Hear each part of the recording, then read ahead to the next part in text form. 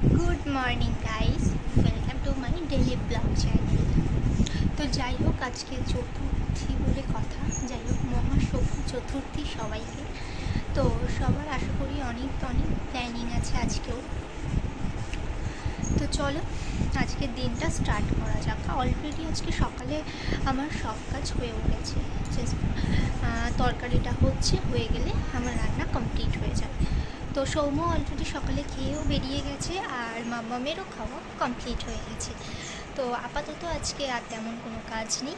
আর দুদিন ধরে যে এই কলিং দিয়ে মুছবো করছি, সেটা আজকে কমপ্লিট করব, কারণ তা না হলে আর হবে না। কাল পঞ্চমী, তো পরের দিন ষষ্ঠী, তো আজকে এই কাজগুলো কমপ্লিট করতে হবে।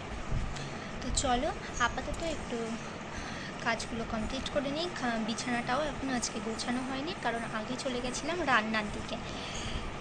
কারণ এক তরকারি ভাত করব, সেই জন্য ভেবেছিলাম একটু তাড়াতাড়ি করে নেবো, নিয়ে তাহলে আমি কাজগুলো কমপ্লিট করতে পারবো।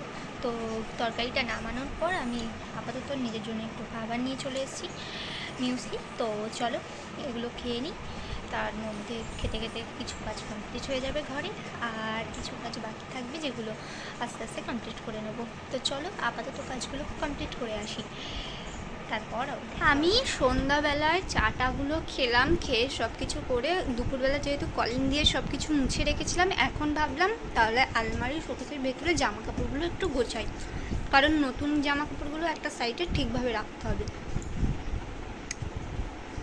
কিন্তু খুলে সবার প্রথমে ভাবলাম সৌম্যর দিকটা থেকেই শুরু করি। তা খুলে আমি যেটা দেখলাম, মানে আমার এখন মনে হচ্ছে না খুললেই মনে হয় ভালো হতো।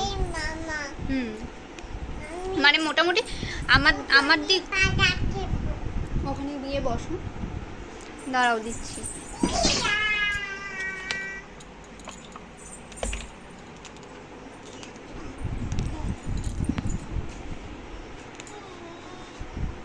আমি মানে কি বলবো, আমি ভাবলাম যে ওর দিকটা দিয়েই শুরু করি, কিন্তু আমি যে গুছিয়ে ঠিক করে রাখতাম, মাঝে দুবার আমি সৌম্যর জায়গাটা গুছিয়েছিলাম, আমার মামামের জায়গাটা গোছানো হয়নি। তাও মানা যায় যে আমাদের জায়গাটা একটু অগোছালো আছে, কিন্তু ওর জায়গাটা আমি দুবার গুছিয়েছি মাঝখানে,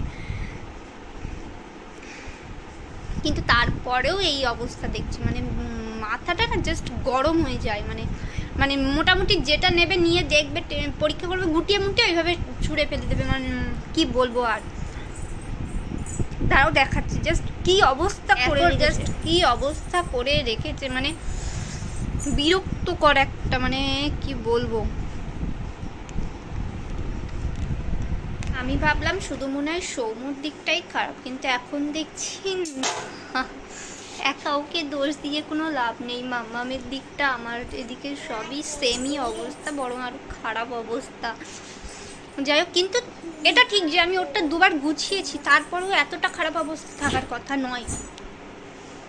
যাই হোক, মামামের দিকটাও সেম অবস্থা, আরও খারাপ অবস্থা, বরং এটা আমারই করা, কারণ মামাম তো আর এগুলো করতে পারবে না এখন, তো এগুলো আমারই করা। যাই হোক, কি অবস্থা দেখো। শোকেসটা অলরেডি জামা কাপড়ের দিকটা গোছানো হয়ে গেছে। তো এবার তোমাদেরকে একটা জিনিস দেখায়, এতক্ষণ তো আমি বলছিলাম যে এটা হলো আমার কুর্তির সাইড, কি অবস্থা। তাড়াতাড়ি এগুলো আগে গুছিয়ে ফেলি, কারণ এখানে যা অবস্থা শুধু কুর্তির সাইডটাই। তো চলো ঝটপট আগে এই দিকটা। বাবা 9:30 পৌনে 10টা বাজে, আলটিমেটলি আমার আলমারি আর শোকেস সমস্ত কিছু গোছানো জাস্ট কমপ্লিট হলো। তো চলো তোমাদেরকে একটু দেখাই। জানি না এরকম পরিস্থিতি কতক্ষণ আমার থাকবে, কিন্তু সত্যি নিউট্রালি ভীষণ কষ্ট হয়েছে, ভীষণ। মানে একটা একটা করে নামিয়ে কোথায় পাট করে রাখবো আর না রাখবো, এটা ভাবতেই আমার হয়ে যাচ্ছিল। যাই হোক, চলো তোমাদেরকে একটু দেখিয়ে নিই। তো এই গেল আমার আলমারির শোকেস গোছানো, আর টেবিল অলরেডি আমি গুছিয়ে রেখেছিলাম। তো আলটিমেটলি আপাতত সব কিছু কমপ্লিট।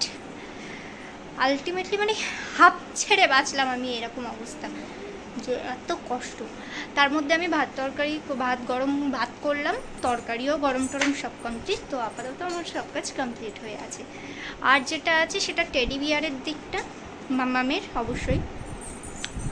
তো সেই জায়গাটা গোছাবো, কিন্তু আজ নয় কাল, কারণ ওটা যতই আমি গোছাই মামাম এটা না একবার নেবে, ওটা একবার নেবে, তো ওটা গুছিয়ে রাখা সম্ভব না, ওটা কাল গোছাবো। এই জায়গাটা গোছানো ছিল, তবু এর অবস্থা হাল খারাপ হয়ে গেছে। তো এটা আবার আলটিমেটলি আমার পুজোর সময় যা গোছানো ছিল আপাতত সব কিছু গোছানো কমপ্লিট হয়ে গেছে, আর কিছু নেই। তো চলো এবার একটু বসবো, কারণ প্রচুর কষ্ট হচ্ছে, তারপর আবার কথা বলছি সবার সাথে।